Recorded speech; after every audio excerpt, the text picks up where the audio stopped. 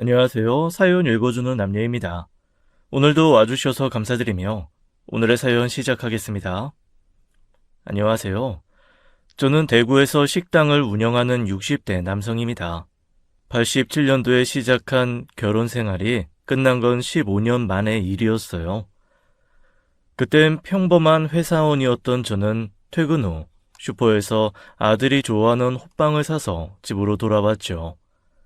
따끈한 호빵을 품에 안고 아들에게 내어주자 아들은 한박 웃음을 띠며 좋아했습니다. 그건 제가 하루 중 가장 큰 행복을 느끼는 순간 중 하나였어요. 아버지가 되신 분들은 10분 공감하실 거예요. 종일 일과 사람에 치이고 시달려도 결국 집으로 돌아와 기다리는 내 새끼 웃음 한번 보면 인생 뭐 있나 싶어요. 그런데 그 평범한 어느 날이 제 인생을 송두리째 바꿔놓을 줄 호빵을 사들고 돌아오는 길에 어떻게 알았겠어요. 이혼해. 뭔 소리야? 귀 막혔어? 이혼하자고. 정민 엄마, 왜 그러는 건데? 내가 뭐 잘못한 거 있어? 없어. 당신이 잘못할 게 뭐가 있겠어. 술을 해, 담배를 해. 일 끝나면 한 번을 딴 길로 새는 일 없이 집으로 오고, 주말이면 집안일 거들고 정민이랑 시간 보내주는데 당신이 잘못할 시간이 어딨겠어. 그럼 대체 왜 그러는데? 이혼이라니. 지금 애 있는 집에서 할 소리야? 불만 있으면 바로 이야기하면 되지. 그렇게 이야기해야겠냐고. 교과서 같은 지루하고 재미없는 당신한테 질려서 못 살겠다고. 당신 옆에 있으면 너무 안정적이라 숨이 막혀. 일생에 어떤 이벤트도 일어나지 않을 것 같아. 설렘도 없고 기대도 심지어 불안조차도 없어. 당신이랑 15년 살아보니 알겠어. 난 이런 삶 원한 적 없어. 가끔은 방향도 틀고 싶고 파도도 만났으면 좋겠고 속도를 올려보기도 하고 변화를 주고 싶다고. 그런데 당신은 늘 똑같은 속도로 똑같은 방향으로만 움직이잖아. 그게 뭐가 어때서? 편안하고 안정적으로 사는 게 얼마나 좋은 건데. 대체 그게 뭐가 잘못됐다고 이혼까지 생각한다는 거야? 말했잖아. 당신이 잘못한 거 없다고. 나 나쁜 년인 거 알아. 욕해도 돼. 근데 나 재미없는 인생은 도저히 못 살겠어. 누가 막 날 휘저어줬으면 좋겠고 막 함부로 대해줬으면 좋겠어. 철없는 소린 거 나도 알아. 근데 난 그런 자극이 필요해. 설마 남자 생겼어? 바람핀 건 아니야. 그냥 마음이 간 거야. 이혼하자. 당신도 나 같은 여자 때문에 더는 시간 낭비하지 말고. 그리고 오빤 금방 더 좋은 사람 만나서 재혼할 수 있을 거야. 객관적으로 능력도 있잖아. 나 같은 여자 말고 오빠의 그 안정감을 감사해야 할 줄 아는 그런 여자 만나. 느닷없는 아내의 고백에 저는 말문이 막혔습니다. 뭔가 말을 해야 할 것 같은데 목구멍에 탁 걸려서 나오지도 않더라고요. 덤덤한 태도로 나 같은 남자는 지루해 살고 싶지 않다고 새로운 사람을 마음을 품었다는데 뭐라고 하겠어요. 제가 잘못한 것도 없는데 거기다 대고 지루한 남자라서 미안하다, 더 잘할게, 그런 말을 했어야 할까요? 너무 당황스럽고 화가 난 저는 일단 자리를 피했고 차 안에 있다가 자정이 넘어 들어갔습니다. 아내는 안방을 비우고 창고처럼 쓰던 방으로 잠자리를 옮긴 뒤더군요. 저는 나를 사랑하지 않고 가족으로서 예의도 없는 그 사람을 붙잡을 이유는 없었어요. 그런데 저는 이혼하자는 아내의 말에 선뜻 그러자 할 수가 없더군요. 15년을 한 가족처럼 산 사람과의 이별이 그렇게 간단해서 되는 건가? 이렇게 헤어지는 게 맞는 건가 싶어 제 행동에 대한 확신이 없었죠. 게다가 이혼을 망설이게 하는 가장 큰 이유는 아들이었어요. 세상에 둘도 없는 제 소중한 보물, 전부를 내주어도 아깝지 않을 내 자식에게 이혼 가정을 만들어주고 싶지 않았으니까요. 며칠간 고민을 거듭한 저는 아내에게 말했습니다. 이혼은 안 돼. 당신 정민이 생각은 안 해? 이혼해서 본격적으로 그 남자 만날 생각은 하고 느닷없이 아빠랑 이혼해. 다른 남자 만나는 엄마 보게 될 자식 생각은 안 하냐고. 당신만 정민이 위하는 거 아니야. 나도 머리 아파 죽겠다고. 그럼 정리해. 당신이 진짜 엄마면 정리해야지. 못해. 늦었어. 뭐? 늦었다니. 그게 무슨 말이야? 잤어. 그 남자랑. 뭐? 야, 이 서자윤! 그러니까 괜히 미련스럽게 굴지 말고 나 좀 놔줘. 당신도 나 같은 여자랑 살기 싫을 거 아니야. 내가 당신이랑 살고 싶어서 그래? 정민이가 있잖아, 정민이가. 당신은 엄마란 사람이 어떻게 그렇게 대책이 없을 수가 있냐? 내가 뭘 그렇게 잘못했다고, 내가 뭐가 그렇게 부족했다고 당신이 나한테 그래? 말했잖아. 당신 잘못한 거 아니라고. 그냥 내가 미친년이고 나쁜 년이라서 그렇다고 생각해 그냥. 정민이한테는 내가 얘기할게. 정민이 어린애 아니고 중학생이야. 말하면 충분히 이해할 거야. 뭐라고 말할 건데? 엄마가 아빠는 이제 지루하고 재미없어져서 재밌는 남자친구 만들어서 이혼하게 됐다 그럴래? 그런 식으로 말하지 마. 내가 알아서 해. 뭘 알아서 할 건데 뭘? 잔말 말고 정리해. 정민이 아는 날에는 나도 죽고 당신도 죽는다고 생각하라고. 정민 아빠. 그만해. 당신이랑 더는 이야기하고 싶지 않으니까.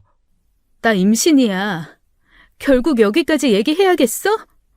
그러게 그냥 적당히 받아들이고 끝냈으면 좋았잖아. 그 순간 정말 아무런 생각이 들지 않더군요. 누군가 제 몸에 달린 전원을 꺼버린 것처럼 눈뜬 채 기절하면 그런 기분일까 싶었습니다. 아내는 처음부터 거짓말을 하고 있었던 것이었어요. 그때 이미 1년 전부터 오래 알고 지냈던 지인과 바람이 났었던 겁니다. 저 몰래 뒤에서 둘이 그렇게 지내다가 임신하자 이혼을 결심한 것이었고요. 정신을 차린 저는 순간 화를 이기지 못하고 아내의 뺨을 후려 쳐버렸습니다. 저도 아내도 서로 놀라 얼어붙었지만 아내를 때린 것을 후회하진 않았어요. 오히려 한 대 더 올려붙일까 싶던 그때 하교한 아들이 들어오는 바람에 감정을 추스르지도 못한 채 자리를 피해야 했죠. 그 뒤 아내는 보란듯 집을 나가버렸습니다. 아이에게 부부 사이의 일을 설명하는 건 쉽지 않은 일이었어요. 아이도 눈치는 있으니 저희 부부가 싸웠다는 사실은 인지하는 것 같았지만 따로 묻지는 않더라고요. 먹을 걸 준비해 놓긴 했지만 어설프고 부족한 솜씨라서 그런지 아침 저녁으로 제대로 먹지도 않았죠. 결국 저는 시골에 계신 어머니께 연락해 도움을 요청했고 아이 때문에 저희 집에 잠시 오시게 되었어요. 어머니, 죄송한데 잠시만 저희 집에 와 주실 수 있어요? 정민 엄마가 집에 없는데 애 봐줄 사람이 없어서. 정민 엄마가 없어? 왜? 무슨 일이야? 그게 사정이 좀 있었어요. 언제 올지는 모르겠어요. 너들 싸운 거야? 대체 무슨 일이기에 정민 엄마가 안 하던 짓을 해? 죄송해요. 어머니께서는 깊은 한숨을 대신하고 더는 묻지 않으시더라고요. 다 큰 아들이 집 나간 아내 때문에 어머니를 부른다는 게 정말 부끄럽고 죄송스러웠습니다. 그래도 어머니 덕분에 아이 밥은 제대로 챙겨 먹을 수 있어 다행이라고 생각했죠. 그 사이에도 수시로 아내에게 연락하려고 시도했지만 전혀 연락이 되지 않았었어요. 한 달쯤 되니 자포자기 심정이 되었고 아내에 관한 일은 반쯤 포기하게 될 무렵이었습니다. 어느 날 집에 들어가니 집이 쑥대밭이 되어 있는 거예요. 어머니께서 어질러진 집안을 정리하고 계셨고요. 이게 어떻게 된 일이에요? 정민 엄마 왔다 갔다. 그 사람이요? 근데 집이 왜 이래요? 모르겠어. 내가 와 있다는 걸 몰라서 그랬는지 날 보고 갑자기 대뜸 왜 오셨냐 화를 내면서 난동을 피우는 거야. 예? 아이, 엄마를 보고 갑자기 집안을 이렇게 만들었다고요? 얘 태훈아, 대체 무슨 일이니? 자윤이가 완전히 딴 사람이 된 것 같아.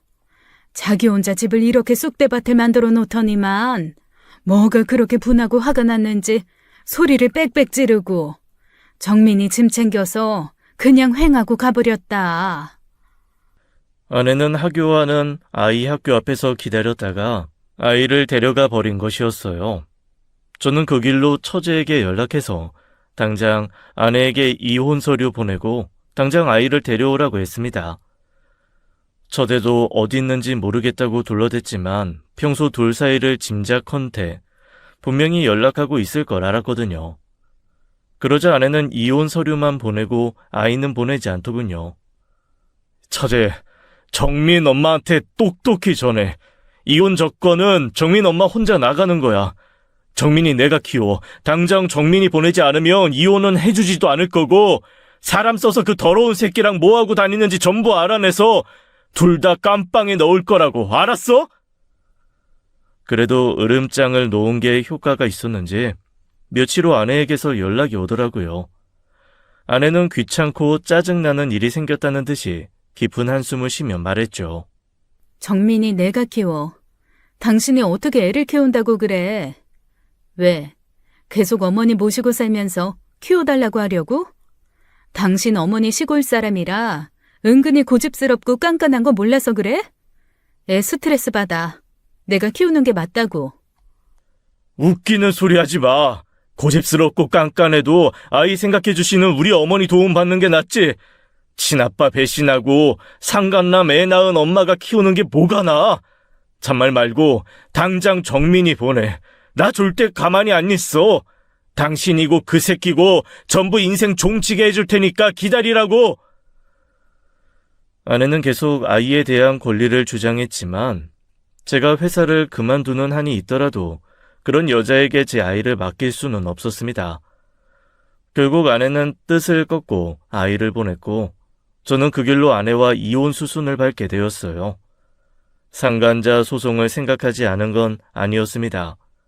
그런데 알아보니 그 과정이 상당히 까다롭고 소송 조건 충족시키는 게 힘들더라고요. 게다가 아내가 혼인 기간 중 아이를 낳게 되면 일단 그 아이가 제 호적에 올라오게 된다는 것도 문제였습니다. 제 밑으로 아들이 아닌 다른 아이가 제 자식으로 들어온다는 것은 끔찍하게 싫었고 결국 급하게 이혼부터 했어요. 법이 참 더럽고 치사한 게 분명 혼인 파탄의 사유가 전처에게 있었는데도 재산 분할은 해줘야 했다는 겁니다. 어쩌면 당연한 이야기였지만 너무 아깝더라고요. 대신 아내는 법적으로 본인이 요구할 수 있는 재산보다 훨씬 못 미치는 돈을 요구했었어요. 아이의 양육비를 주지 않는 대신 최소한만 챙기겠다는 그 말조차도 어찌나 뻔뻔하던지요.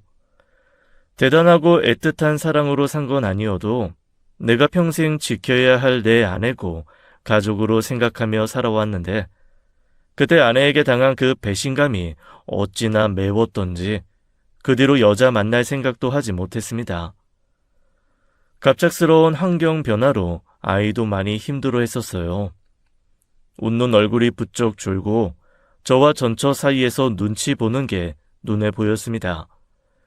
결국 서류 정리를 모두 마친 후 아이를 불러 앉혀놓고 아이가 이해할 수 있는 수준에서 상황을 이야기했어요. 물론 아이의 마음을 위해 약간의 거짓말도 필요했었고요. 정민아, 너도 알겠지만 이제 엄마랑 아빠는 함께 부부로 살지 않기로 했어. 엄마가 사정이 생겨서 여기서 살지 못하고 다른 곳으로 가게 됐거든. 근데 아빠는 여기에서 회사를 다녀야 하니까 엄마를 따라갈 수 없게 된 거야. 무슨 말인지 이해할 수 있겠어? 아니, 아, 그게... 아빠는 이제 엄마 안 좋아해? 어? 아빠가 엄마 안 좋아하고 엄마도 아빠 안 좋아해서 그래서 이혼하는 거야? 정민아, 그게... 나도 알 거 다 알아. 내 친구 중에도 엄마 아빠 이혼한 애 있어. 걔가 그러는데 엄마랑 아빠가 서로 안 좋아하고 다른 사람 좋아하면 이혼하는 거래. 아빠도 다른 사람 좋아했어? 아니야. 아빠는 엄마 말고 다른 사람 좋아한 적 한 번도 없어. 그럼 엄마가 다른 사람 좋아한 거야? 정민아, 어른들은 좀 복잡한 사정 때문에 서로 헤어져 살기도 해. 비록 엄마가 집에 안 계시긴 하겠지만 할머니가 아빠 도와주면서 같이 지내기로 했으니까 너무 걱정하지 마. 그리고 엄마랑 아빠는 헤어졌지만 엄마는 정민이 엄마로서 남아 계시는 거야. 엄마 만나고 싶으면 아빠한테 말해도 되고 무슨 말인지 알겠지? 말 주변이 없어 아들에게 이 상황을 적절하게 설명하는 게 쉽지 않았습니다. 아들은 이해하는 듯 못하는 듯 멍하게 앉아 고개를 끄덕이더라고요. 이혼? 솔직히 말해서 제 삶을 송두리째 바꿀 정도로 큰일은 아니에요. 전처의 배신에 몸서리치게 고통스러웠지만 이혼은 아이 문제에 비하면 충분히 견디고 이겨낼 수 있는 문제였어요. 하지만 아이가 이혼 전과 다르게 말수도 적고 표정도 어두워지는 건 너무 견디기 힘들었습니다. 학교 담임 선생님께도 자초지종을 말씀드리며 아이를 좀 더 살펴달라 부탁드려야 했고요. 이혼한 지 3달쯤 됐을 때 학교에서 아동 상담을 권유하더라고요. 지금이야 애가 문제가 생기면 정신과나 상담소 가는 게 그렇게 드문 일은 아니지만 그때만 해도 그게 큰일이었어요. 이게 다 뭐 하는 짓이냐? 아무리 둘 사이에 문제가 있어도 애 생각해서 해결해 살아야지. 결국 정민이 속만 썩어 문드러지고 너네 애비란 게 그걸 보고도 드는 생각이 없어? 전 이혼 안 하려고 했었어요. 저도 정민이 생각해 버틸 만큼 버텨보려고 했었다고요. 부부 속이야 부부만 한다지만 안 싸우고 문제없는 부부가 어딨겠냐. 네 아빠도 젊어서 엄마 속을 얼마나 썩혔는데 엄마가 속이 좋아 그걸 다 버티고 살았겠어? 다 너나 재훈이 윤경이 보고 참고 산 거 아니야. 저도 할 만큼 했어요. 바람 피워 애 가진 애 엄마 사정도 다 눈 감아 주려고 했었다고요. 뭐야? 너 지금 그게 무슨 말이야? 정민 엄마가 차윤이 그게 애를 가졌어? 그것도 네 애가 아니라 딴 놈 애를? 어머 세상에 이게 무슨 일이래? 어참 그게 지금 사실이야? 부모님께는 어떻게든 최대한 숨겨보려고 했었습니다. 아들보다 부부 속사정 훤히 다 꿰고 있는 분에게 말씀드려봤자 속만 태울까 싶어서요. 하지만 이래저래 아이 때문에 저도 나약해져 있었고 결국 못 버티고 털어놓을 수밖에 없었죠. 아이 생각해서 참고 살아야 한다는 어머니도 더는 아무 말도 못하시더라고요. 아무리 손주가 중요해도 본인 자식보단 아니라는 것이었죠. 결국 모든 건 시간이 해결해 주었습니다. 당시 우울감이 있었던 아이에게 거의 모든 것을 올인해 살았고 중학생이 된 아이도 차츰 일상으로 돌아가고 있었고요. 엄마가 보고 싶다고 할 때마다 전처에게 연락해 아이를 보냈던 게 인정하고 싶지 않지만 그래도 효과가 있었던 것 같았습니다. 그런데 전처가 다시 아이에 대한 권리를 요구한 건 2년 후의 일이었어요. 정민이 내가 데려가 키울게. 끊어. 잠깐만. 정민이가 원하는 거야. 정민이가 오고 싶어 했다고. 당신한테 말 없었어? 뭐라고? 정민이가 당신한테 가겠다고 했다고? 말도 안 되는 소리 하지 마. 그럼 당신이 정민이랑 얘기해보던지. 자기도 무슨 생각이 있으니까 갑자기 엄마한테 가고 싶다고 하지 않았겠어? 도저히 믿기지 않았던 저는 아이를 불러 단도직입적으로 물었습니다.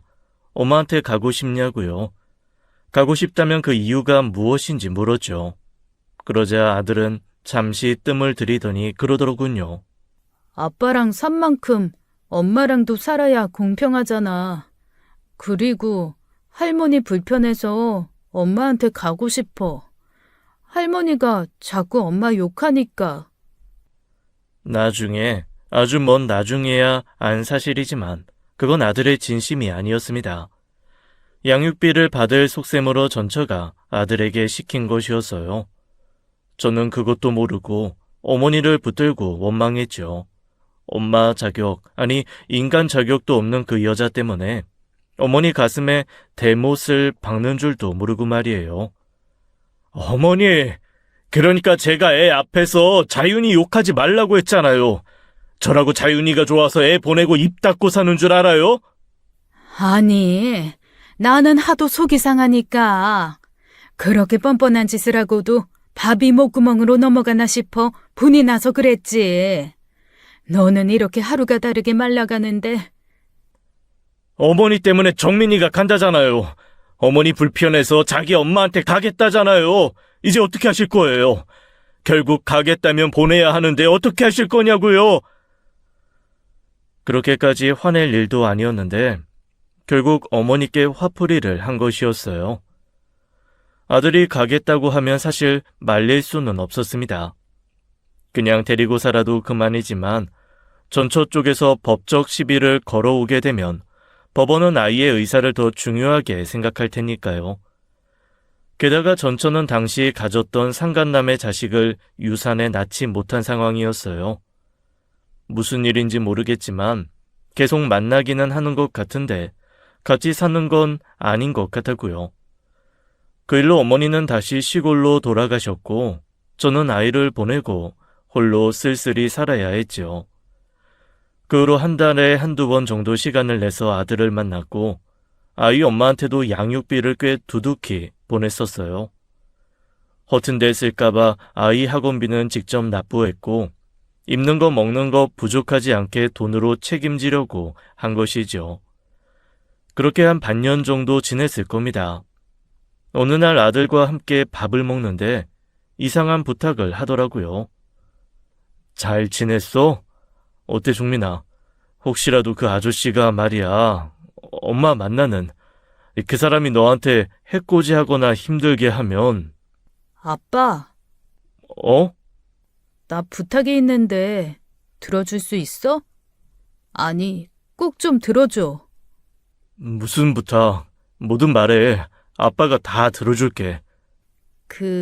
엄마한테 나 때문에 보내는 돈 있잖아. 양육비? 아, 왜? 엄마가 부족하대? 너한테 더 필요하다고 이야기하래? 그게 아니라 안 보냈으면 좋겠어서. 안 보냈으면 좋겠다니 그게 무슨 말이야? 엄마한테 돈 보내지 말라고? 응. 학원비도 내지 말고 엄마한테 따로 돈도 보내지 마. 부탁할게. 그게 갑자기 무슨 말이야? 너한테 필요한 돈이니까 당연히 아빠가 써야지. 엄마 마트에서 일하는 돈으로는 생활비로도 턱도 없을 텐데. 아빠가 더는 나 때문에 돈 안 썼으면 좋겠어. 저금을 하던지 아빠 취미생활에 쓰던지 이제 아빠한테만 써. 나한테 쓰지 말고. 내가 아빠랑 살 때 엄마도 따로 양육비 안 보낸 거 알아. 아빠도 보낼 필요 없잖아. 그거야. 아빠는 꾸준한 벌이가 있는 거고 엄마는 그게 안 됐었으니까.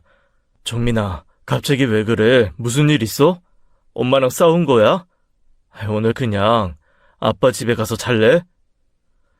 걱정스럽게 묻는 제 말에 아들은 고개를 내저었고 당분간 시험 기간 때문에 보기 힘들 것 같다며 자리를 떴어요. 그건 확실히 이전의 아들의 모습과는 다른 모습이었죠.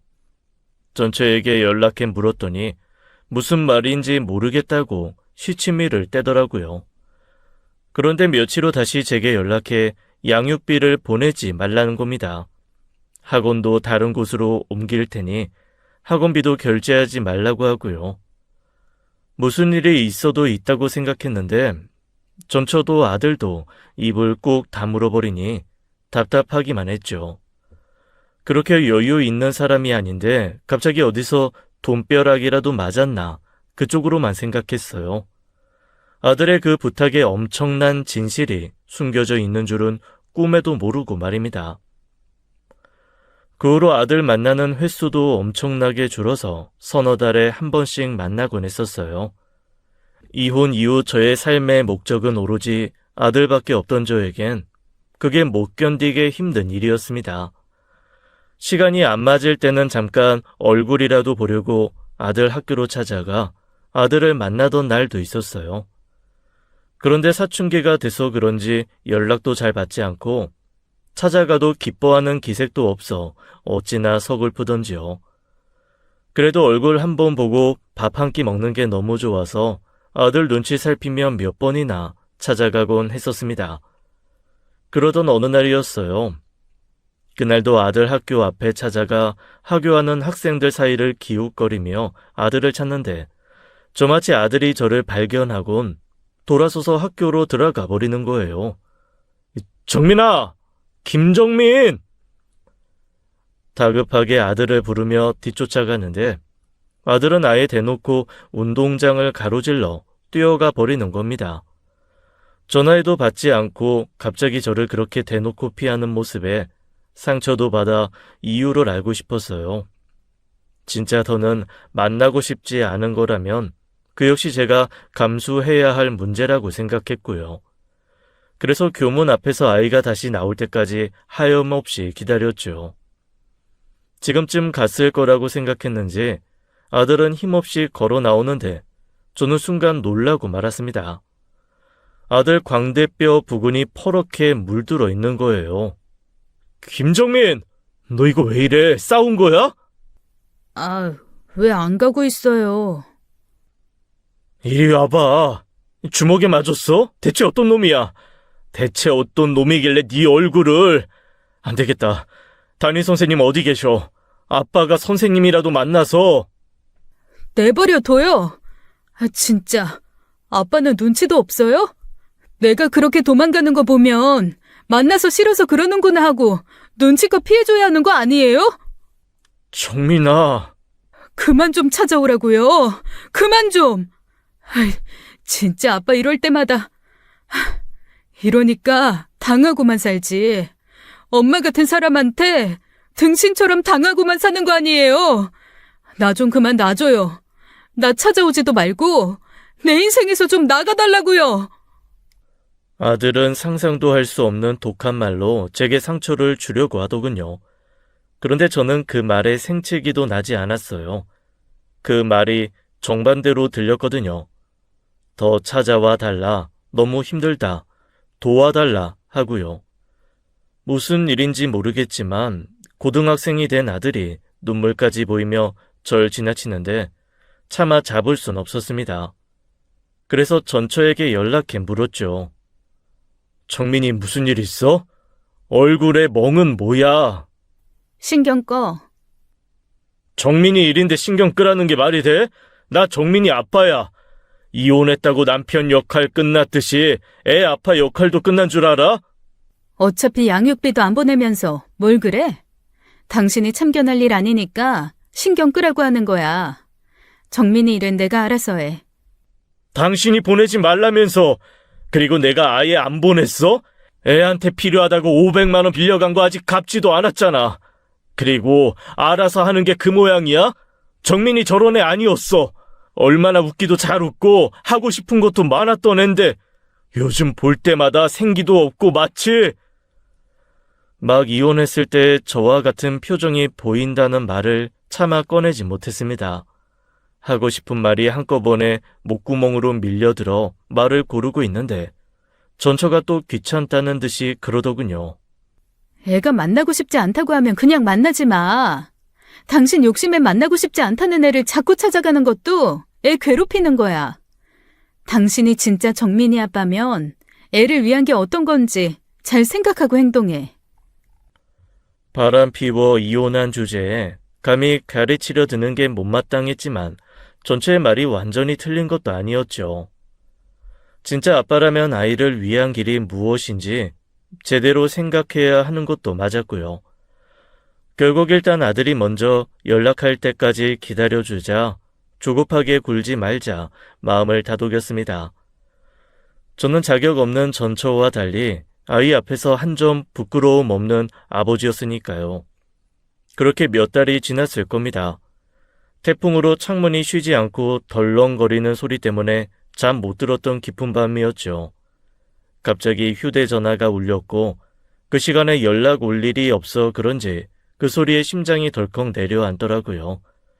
혹시 어머님 사는 집에 문제가 생겼나 싶어 일어나 봤더니 뜻밖에도 전화는 아들에게서 온 것이었습니다. 정민아, 무슨 일이야? 다급하게 전화를 받았지만 아들은 아무 말도 하지 않았어요. 재차 아들을 부르자 이내 갑자기 휴대전화 너머에서 흐느끼며 우는 소리가 들리는 겁니다. 정민아, 김정민, 왜 그래, 정민아? 아빠, 나 좀 데려와 주면 안 돼요? 나 좀 데리러 와줘요. 어디야? 너 지금 어딘데? 아빠 지금 갈게. 지금 아빠 신발 신었어. 어디 가지 말고 꼼짝 말고 거기 있어. 지금 태풍 때문에 위험하니까 움직이지 마. 그때 제가 살던 집은 주차장이 지상에 있었는데 아파트 현관을 나서자 거센 비바람으로 몸을 가누기 힘들었어요. 하지만 그건 문제가 되지도 않았죠. 바람에 휘청이게 되는 것도 온몸이 비에 젖어 물에 젖은 생쥐꼴이 되는 것도 아랑곳하지 않았죠. 저는 아들이 말한 곳으로 급하게 차를 몰았고 상가 건물 입구에 웅크리고 앉아있던 아들 녀석을 볼 수 있었어요. 급하게 차에서 내려 달려가 보니 아들도 비를 쫄딱 맞았더라고요. 그걸 예상치 못하고 수건 한 장 가지고 오지 못한 저를 책망하던 그때 저는 저를 올려다보는 아들을 보고 숨이 턱 막히는 걸 느꼈습니다. 아들 얼굴이 그야말로 곤죽이 되어 있는 거예요. 한쪽 눈은 부풀어 올라 뜨지도 못했고 살갗이 찢긴 볼에선 피가 흐르고 전체적으로 얼굴이 퉁퉁 부어 있었습니다. 너 왜 그래? 너 얼굴이 대체 왜 그러는 거야? 아들은 저를 보자마자 인매를 양끝으로 내리며 눈물을 뚝뚝 흘리더군요. 가슴이 미어지다 못해 갈기갈기 찢어진다는 심정을 자식을 가진 부모면 모를 리 없을 겁니다. 제가 손을 뻗자 당시 18이었던 아이는 바들바들 떨면서 제게 양팔을 벌리더군요. 다 커서 저보다 커버린 아들을 품에 넣는 것이 얼마 만의 일이었는지도 모르겠습니다. 아들을 제 품에 안기자마자 5살 난 아이처럼 서럽게 울었어요. 아빠, 아빠. 그래, 정민아, 아빠 왔어. 아빠 여기 있어. 심장이 정말 터질 듯이 뛰었습니다. 우는 아들을 다독이면서도 저 역시 진정할 수가 없어 온몸이 떨리더라고요. 이게 대체 무슨 일인가 싶어서 아들이 대체 어디서 그렇게 맞았나 싶어 머릿속이 새하얘졌어요. 아들을 겨우 달래 일으킨 뒤 가까운 병원 응급실로 가고 밝은 곳에서 응급처치를 끝낸 아들 얼굴을 보니 더 처참했습니다. 급하게 한 각종 검사 결과 경미한 뇌출혈이 있어 며칠간 안정이 필요하다고 하더군요. 결과를 듣자 정신이 번쩍 들면서 화가 났습니다. 정민아, 누가 그런 거야? 대체 누가 너 이렇게 했어? 하지만 아들은 선뜻 대답을 하지 못했습니다. 저는 진실을 알기 위해 아들을 다그쳐야 했어요. 너 지금 솔직하게 말하지 못하면 일 더 커지는 거야. 지금 의사 선생님이 아빠 의심하고 있어. 경찰 불러야겠다고 하는데 아빠 가서 조사 받아도 돼? 너 이렇게 만든 거 보면 친구도 아니야. 그런 친구 감싸줄 필요 없다고. 아빠가 꼭 지켜줄게. 아무 문제 없도록 도와줄 테니까 어서 말해. 아니 그게... 아들은 말하기 힘들다는 듯 인매에 힘을 주며 불안해하는 모습을 보이더라고요. 하지만 반드시 진실을 알아야 했습니다. 결국 아들은 무거운 입을 열게 되었고 아들이 전한 그 한마디에 저는 눈앞이 까매지는 것 같았어요. 아저씨한테 맞았어. 아저씨? 아저씨라니. 설마 엄마 만나는 그 사람? 지금 같이 살아. 아들은 또 서름이 밀려 올라왔는지 목소리가 떨리더군요. 완전히 겁에 질려 눈동자를 쉬지 않고 움직이는 모습에 겁이 날 정도였습니다. 아이가 이상했어요. 갑자기 또 온몸을 바들바들 떨면서 눈물을 뚝뚝 흘리는데 이거 보통 문제가 아니구나 했죠. 곁에서 듣고 있던 의사는 제게 넌지시 경찰에 연락하겠다고 동의를 구했고 저도 고개를 끄덕였습니다. 그리고 간호사의 빠른 조치로 천천히 진정하기 시작했고요. 그 뒤로는 뭔가 아주 바쁘고 정신없이 지나갔어요. 경찰이 와서 조사를 시작했고 아들은 힘들게 경찰이 묻는 질문에 대답을 했죠. 제가 끼어들어 뭔가 이야기할 거리는 많지 않았습니다. 아들이 어떻게 살고 있었는지 제대로 알고 있지 못했으니까요. 알고 보니 1년 전부터 그 남자는 본격적으로 그 집에 들어와 살고 있었더라고요. 처음부터 아들과 사이가 좋지는 않았는데 그 남자는 아들이 인사를 제대로 하지 않는다, 자기를 보고도 개 무시한다는 이유로 술만 마시면 폭행을 했답니다. 지난번에 학교 앞에서 봤던 그 멍도 그 새끼, 아니 그 남자가 만든 것이었죠. 이번 폭행은 지난번보다 더 심했는데 그 이유는 너무 황당하고 어이없는 것이었어요. 아빠라고 안 불러서, 아빠라고 부르라고 했는데 안 불러서 마셨어요. 정민아, 그러면 아빠 집에 갈래? 엄마한테는 아빠가 연락할게. 그런데 아들은 바로 대답하지 않고 저를 바라보더라고요. 당연히 그렇게 하겠다고 할 줄 알았는데 아들이 다소 망설이는 모습에 경찰도 의아하게 생각하고요. 정민아, 왜 그래? 아빠 집에 가면 안 될 것 같아? 엄마 때문에? 그게 아니라 내가 가도 돼요? 당연하지. 아빠 집 아니면 네가 갈 곳이 어딨어? 아들은 그제야 제 집으로 가고 싶다고 했고 경찰은 몇 가지 질문 끝에 아이를 제게 맡겼습니다. 차에서도 넋을 놓고 앉아만 있더니 집에 와서는 마침 아들 주려고 사둔 추리닝으로 갈아입더니 그대로 골아떨어지더라고요. 그리고 다음 날 아들이 제게 오는 걸 망설였던 이유를 알게 되었습니다. 경찰 왔다가 갔어. 이따가 정민이 데리러 갈게. 오지 마, 어디로 와. 당신 정민이 볼 생각도 하지 마. 내가 지금 얼마나 참고 있는 줄 알아? 그 자식 폭행으로 깜빵 집어넣을 테니까 그렇게 알아. 정민이한테 못 들었나 보네. 뭐? 여기서 더 듣고 말고 할 게 어딨어? 들을 필요도 없이 당장! 정민이 당신 자식 아니야. 내가 당신이랑 그 자식 전부... 뭐? 정민이 당신 자식 아니라고. 그러니까 당신 정민이한테 그렇게 할 필요 없어. 당신 아들 아니니까. 그날 제 세상은 송두리째 뽑힌 겁니다. 전처는 처음부터 알고 있었어요.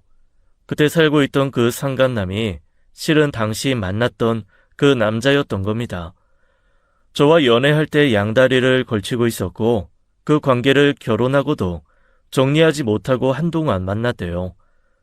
그러다가 그 남자가 다른 여자와 눈이 맞는 바람에 아이 2살 때쯤 헤어지게 됐는데 오랫동안 연락하지 않고 살다가 아이가 초등학교 6학년 때쯤 다시 연락이 닿아 불이 붙은 것이었죠. 그 남자 역시 아들이 자기 자식이라는 걸 모르고 살다가 최근 전처가 양육비로 힘들어지면서 그 사실을 털어놨다더라고요. 당신 아이니까 책임져라. 그렇게요. 그런데 더 기가 막힌 사실은 그 사실을 저나 그 남자보다 아들이 먼저 알았던 겁니다. 전처가 전 처제에게 그 사실을 이야기하는 전화통화 내용을 아들이 듣게 돼버린 거예요. 아들은 그 사실을 밝히며 제게 양심 운운하며 양육비를 받지 못하게 한 것이었고요. 계속해서 양육비를 받으면 제게 그 사실을 알리겠다고 협박까지 하면서요. 아들은 친자식도 아닌 자기 때문에 마음 쓰고 몸을 쓰는 제게 죄책감을 느낀 겁니다. 제게 가장 미안해할 전처의 짐까지 아들이 다 짊어진 거였어요. 전처와 전화 통화를 하는 동안 아들은 거실에 있었습니다. 아마 다 들었을 거예요. 제가 나오자 제 눈치를 살피더군요. 저는 그때 알았어요. 친자식이 아니라고 한들 내가 그 아이를 어떻게 내 자식이 아니라고 할 수 있겠습니까? 전처 뱃속에 있었을 때부터 내 아이라고 소중해 맞지 않았던 나의 작고 소중한 내 아들인걸요. 태어난 순간, 첫 걸음마를 떼던 순간에도 제가 곁에 있었고 아빠라는 사랑스러운 목소리를 처음 들은 것도 저고요. 먹고 싶은 거 있어? 피자 먹을래? 정민이 너 좋아하는 불고기 피자 먹을래? 아빠, 너 이제 다 커서 한 판 가지고 우리 둘이 나눠 먹기 좀 힘들겠다. 아빠가 2판 시킬게. 불고기 피자랑 콤비네이션 피자 그거면 되지. 잠깐만, 피자집 전화번호가. 아빠, 죄송해요. 어? 죄송해요. 너무 죄송해요. 뭐가 죄송해. 너가 뭘 잘못해서 자꾸 죄송하다고 울어. 나는 아빠 친자식도 아닌데 나 때문에 아빠 힘들게 일하고 나 때문에 마음 쓰고 나만 아니었어도 그런 말 하지 마라. 너 잘못한 거 하나 없고 문제될 거 하나 없어. 김정민 그 이름 누가 지어줬어? 아빠가 지은 거야. 다른 사람한테 맡기지도 않고 아빠가 옥편 찾아가면서 한 글자 한 글자 의미 담아서 지은 거라고. 주눅 들지 마라. 아빠가 단 한순간도 너를 아빠 자식이 아니라고 생각한 적 없으니까. 아빠, 그래, 아빠는 네 아빠야. 너는 아빠한테 하나밖에 없는 자식이고. 그날 저는 결심했습니다. 아들이 제 아들이 아닐 일은 앞으로도 절대 없을 거라고요. 누구 피가 들었는지, 내 피를 이었는지 아니었는지 같은 건 중요하지 않았어요. 눈에 보이지 않는 그 사실보다 이미 10수년을 부자간의 정을 쌓았던 그 시간이 더 소중했으니까요. 물론 전처는 받아들이지 않았습니다. 참 웃기더라고요. 모성애가 있는 것 같지는 않은데 자꾸 아들에 대한 권리를 내세우며 자기가 키우겠다고 하는 게요. 대체 왜 그렇게 쓸데없는 고집을 부리는 건데? 2번, 3번 말해야겠어? 정민이 당신 자식 아니라고. 김정민 아니고 조정민이라고. 개소리 집어치우고 그 자식한테 똑똑히 전해. 콩밥 먹을 준비하라고. 당신도 나한테 전화해서 개소리 짓거릴 시간 있으면 그 자식 옥바라지 할 준비나 해. 어차피 제대로 양육할 수 있는 돈도 부족했고 그 자식도 제 자식으로 인정하지 못하는 것 같던데 말입니다. 저는 법적으로 아들의 아버지의 권리를 내세워 그 자식을 아동학대로 고소했고 그 자식은 친권을 되찾겠다고 유전자 검사를 시도하려고 했어요. 그런데 유전자 검사 비용이 만만치 않기도 했지만 저 아들은 그 자식의 친자 확인에 협조하지 않았습니다. 법적 보호자라는 게 그 권한이 생각보다 세더라고요. 전처와 이혼으로 재산 분할을 할 때까지만 해도 거지 같은 법이 다 있다고 속상했는데 그때만큼 법이 제 든든한 뒷배가 되어준 적이 없었죠. 그때 전처와 그 자식이 왜 그렇게 아들에 대한 친권을 가져오려고 했는지는 나중에 알게 되었죠. 어쨌거나 그때 그 남자는 징역 1년 6개월에 집행유예를 받았습니다. 그리고 한동안 연락도 끊고 살았었어요. 아들을 위해 다니던 회사도 그만두고 아는 사람이라곤 어린 시절 친구 하나밖에 없는 대구에서 자리를 잡았습니다. 학교도 전학시키고 저는 친구와 식당을 차렸습니다. 젊은 사람들이 많이 오고 가는 상권에 차린 막창 식당이 생각보다 호황이라 한때는 회사 다닐 때보다 더 많이 벌었죠. 물 들어올 때 노 젓는다고 그때 정말 미친 듯이 돈만 벌었던 것 같아요. 하루도 쉬지 않고 일만 하며 돈을 쓸어 모았고 그건 모두 아들에게 보탬이 되기 위함이었습니다. 아들 역시 공부를 정말 열심히 했었어요. 지금 생각하면 저한테 보답할 수 있는 방법이 공부밖에 없다고 생각한 것 같습니다. 그런데 수능 점수가 원하는 만큼 안 나왔는지 제게 어렵게 또 부탁을 하더라고요. 아빠, 저 부탁드릴 게 있는데요. 뭔데? 말해. 1년만 재수하면 안 될까요? 가고 싶었던 과가 있었는데 점수가 안 돼서 1년만 더 공부하고 싶어요. 그래? 힘들지 않겠어? 재수도 보통 힘든 일이 아니라던데. 해볼게요. 해보고 싶어요. 그래야 나중에 후회가 없을 것 같아서.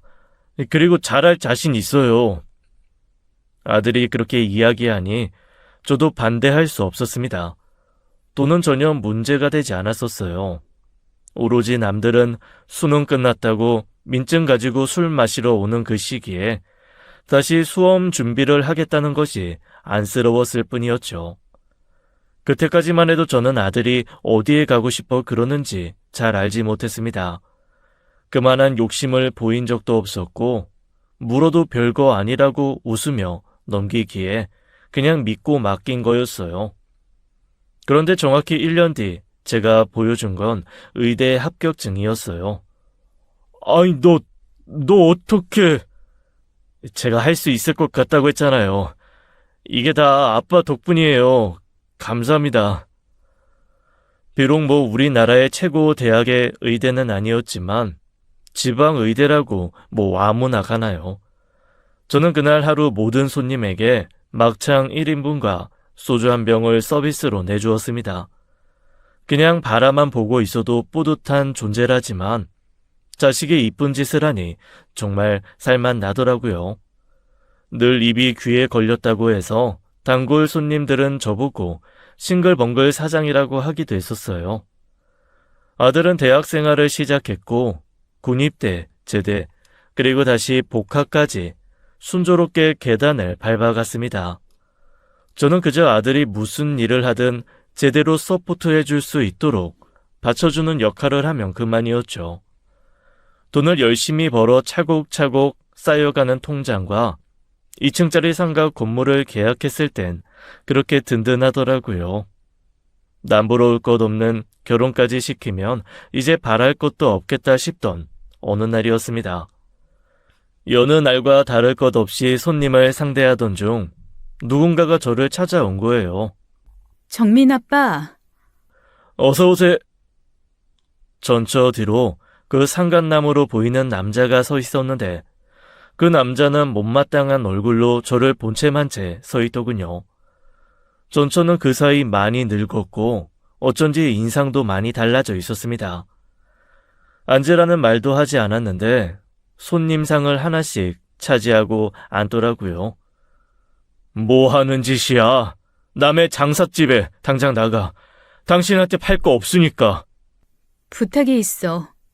정민이 좀 만나게 해줘. 참 양심도 없다. 당신이 뭔데 정민이를 찾아? 당신이 진짜 정민이 엄마면 그냥 쥐 죽은 듯 없는 듯이 살아. 엄마라는 사람이 아직도 저런 걸 달고. 에휴. 본인이 정말 모성애가 있는 엄마라면 자기 자식 폭행한 그 남자와 그때까지 살고 있을 리가 없었어요. 아들의 친부고 뭐고 자격이 없는 인간 말종과 함께 사는 걸 보니 그 여자 수준도 알만하더군요. 그런데 전처가 뜻밖의 이야기를 꺼내며 기어이 제 뚜껑을 열리게 하는 거예요. 저 사람이 몸이 좀 안 좋아. 간경화가 많이 진행됐대.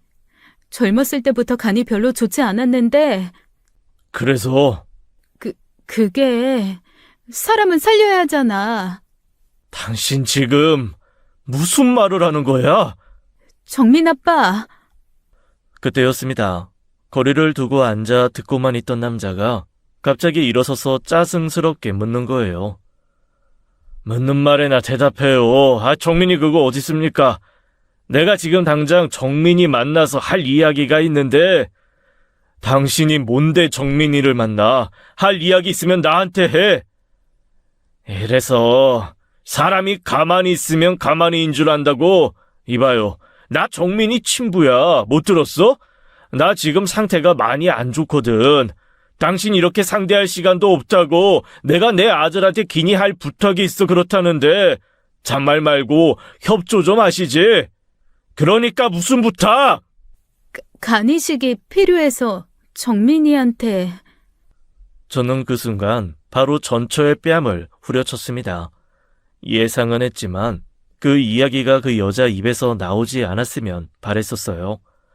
그런데 기어이 엄마라는 사람이 남자에 미쳐도 단단히 미쳐서 미친 소리를 하더라고요. 그때 아들을 자기가 키우겠다고 그렇게 고집을 부린 이유도 다 이것 때문이었어요. 선천적으로 간이 좋지 않은 그 남자에게 문제가 생겼을 때 마치 내 아들이 스페어 타이어라도 되는 듯이 쓰기 위해서였던 겁니다. 나가! 정민 아빠! 이 자식이 진짜... 남자는 제 멱살을 잡았고 저도 그 남자의 멱살을 잡았어요. 그리고 거무죽죽하게 변한 그 얼굴로 머리를 박았고 박치기로 나동그라진 남자를 향해 물통을 열어 콸콸 쏟아버렸죠. 세상에 어떤 부모가 자기가 살겠다고 자식 배 열어달라는 이야기를 해. 세상에 어떤 부모가. 서자윤, 당신이 그러고도 엄마냐? 저 새끼야 인간 말종의 쓰레기라고 하지만 그래도 난 당신이 그 정도일 줄은 몰랐다. 당신과 살았던 10수년이 사무치게 후회스러워. 당장 나가. 경찰 부르기 전에 당장 나가라고. 그제야 그 두 년놈은 주변의 따가운 시선을 받으며 가게를 나갔습니다. 알고 보니 전처가 제 어머니께 연락드려 제 가게를 알아낸 것이었어요. 그 모든 상황을 지켜보고 있던 손님들은 그 사람이 떠나자 한마디씩 하더군요.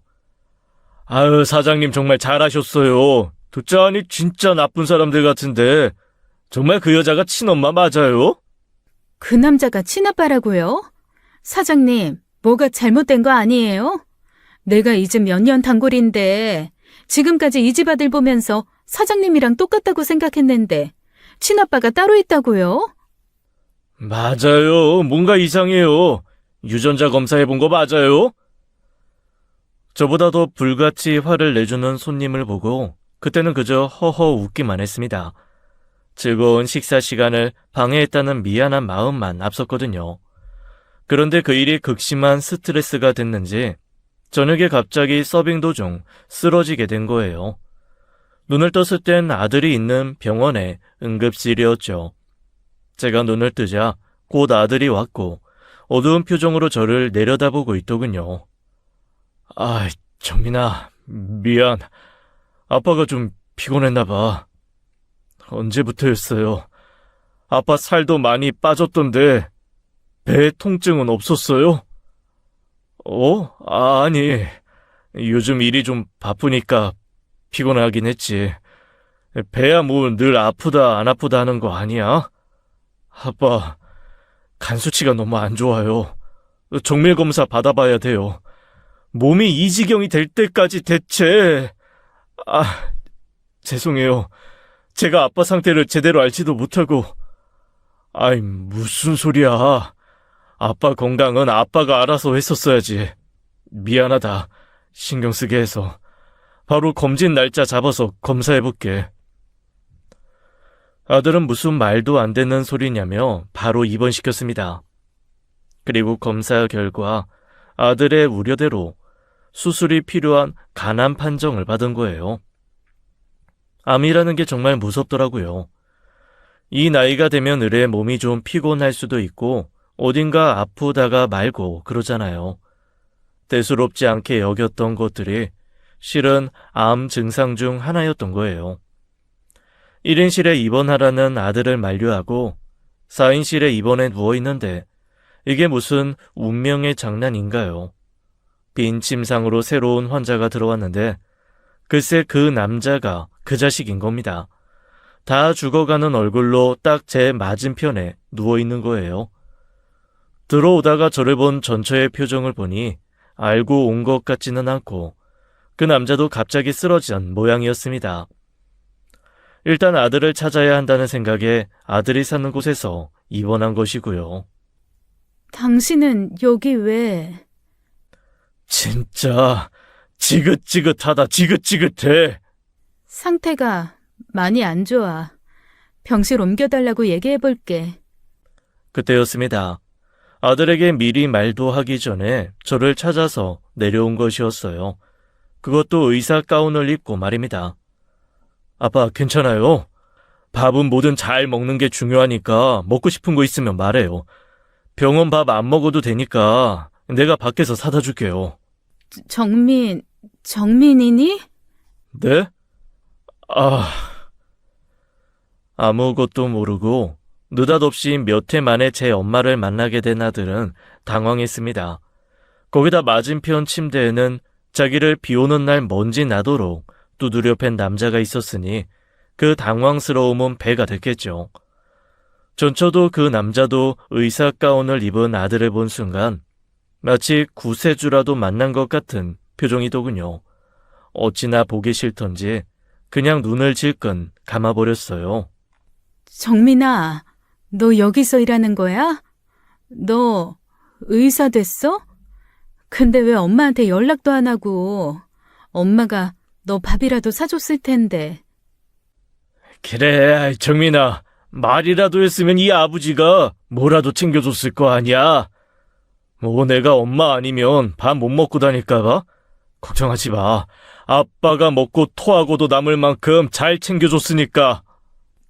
그렇겠지, 정민아. 이 사람이 오늘 입원하게 됐는데 간 문제로 좀 골치가 아파. 너가 좀 들여다봐줘라. 그냥 다른 선생님 말고 너가 봐주면 안 돼? 어쩌지? 난 그쪽 담당이 아닌데. 아빠, 병실 옮겨달라고 이야기할 테니까 기다려요. 그러게 내가 1인실로 가라고 했잖아요. 1인실? 아이, 잠깐만, 정민아. 나도 다른 사람이랑 같이 쓰는 거 불편하다. 1인실로 옮겨줘. 가고 싶으면 정식으로 가서 이야기하세요. 자리가 있는지 없는지는 모르겠지만. 뭐? 야! 내가 그래서 너한테 이야기하는 거 아니야. 너 다른 사람들은 아냐? 친아버지가 따로 있는 거 다 알아? 너 의사 됐다고 해서 뭐 인생이 다 끝난 것 같아?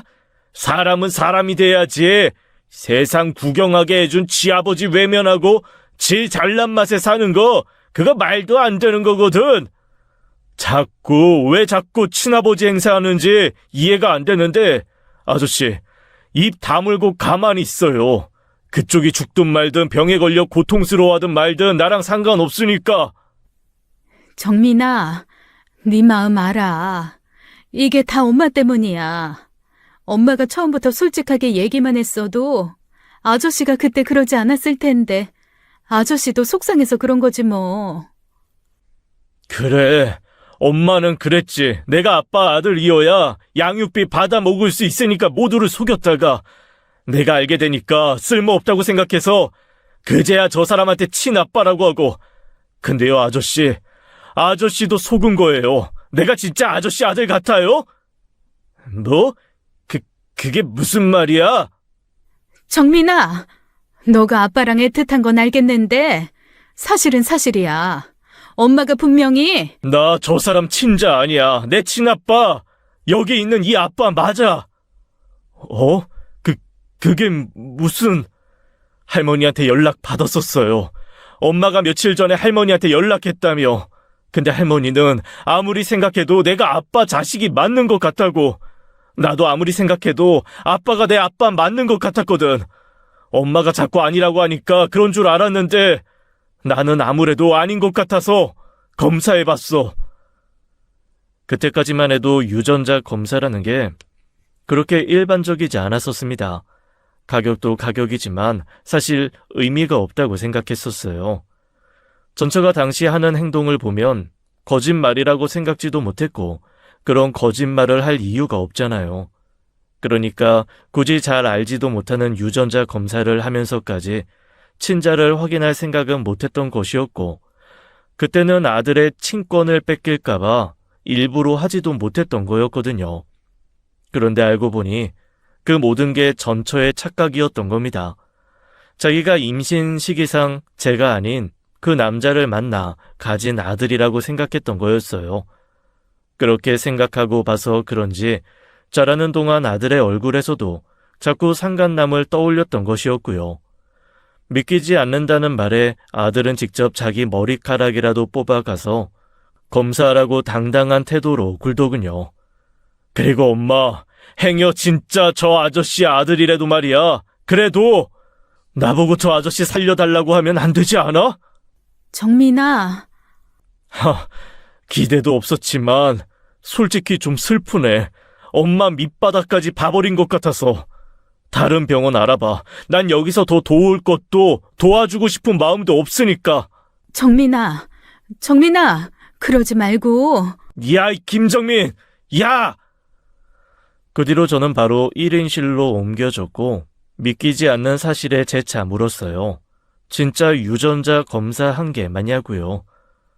거짓말이야. 바빠서 아빠 만날 시간도 없었는데 내가 무슨 수로 그 사이에 검사를 했겠어. 근데 아빠, 아마 검사 안 해도 될 거야. 나도 할머니 말이 맞다고 생각해. 누가 봐도 부자 사이 아니야? 할머니가 그러더라. 아빠한테도 어렸을 때부터 머리에 엄지 손톱만한 점이 있었대. 근데 내 머리에도 있거든. 할머니가 그 이야기를 하는 거야. 나한테도 똑같은 위치에 점이 있더라고. 그랬어? 그거 아니더라도 남들이 보면 다 우리 보고 붕어빵이라고 하는데 생각해보면 의심도 없이 엄마 말 믿는 게 좀 이상하지. 그제야 저는 아들의 출생의 비밀을 듣고서도 절대 포기할 수 없었던 하나의 이유를 알 것 같았어요.